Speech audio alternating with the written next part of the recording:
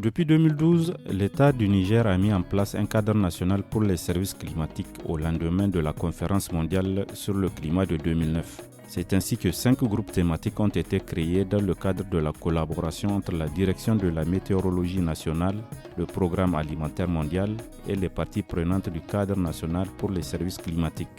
Au mois de novembre 2021, le groupe Climat et ressources en eau a produit un bulletin faisant le point sur la situation hydrologique du fleuve Niger, de la Sirba et de la Komadougou-Yobé.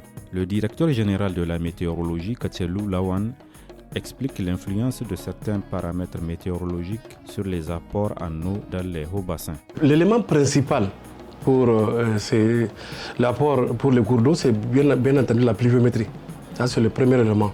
Et donc, tous les autres éléments qui peuvent également influencer le bilan hydrique, tel que par exemple l'évapotranspiration de façon générale, qui est également constitué d'un certain nombre d'éléments.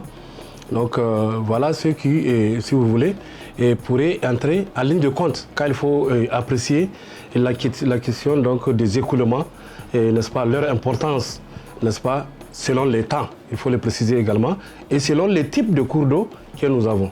Et tous ces cours d'eau, donc le fleuve Niger étant le principal, alimentent, n'est-ce pas, les écoulements.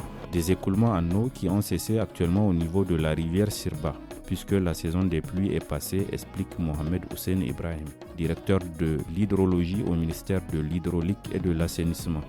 Il indique également que la Komadougou-Yobé, qui avait atteint son maximum le 26 octobre 2021, est aujourd'hui en décrue, ce qui n'est pas le cas du fleuve Niger, où l'on observe une montée des eaux. Cette montée-là, on l'attribue à ce qu'on appelle généralement la crue guinéenne. C'est la deuxième crue, parce qu'il faut reconnaître que le fleuve Niger, il a toujours eu 2 crues.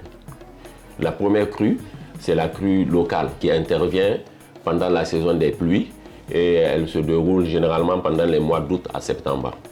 Et maintenant, cette montée des eaux elle est quand même lente. Mais il faut reconnaître que cette crue peut créer des inondations également. Les zones à risque, je disais que c'est les zones d'irrigation. Donc, les dispositions, c'est d'adopter les pratiques culturelles. Nous, on continue à faire la surveillance et à passer l'information. En cas de montée importante des eaux, ils n'ont qu'à évacuer leur matériel agricole. Eux-mêmes, ils n'ont qu'à se retirer des abords et des zones inondables, parce qu'on a toujours des gens qui sont toujours situés dans les zones inondables, dans le lit du cours d'eau. Ils attendent et puis ils voient l'eau monter, mais ils restent. Et puis après,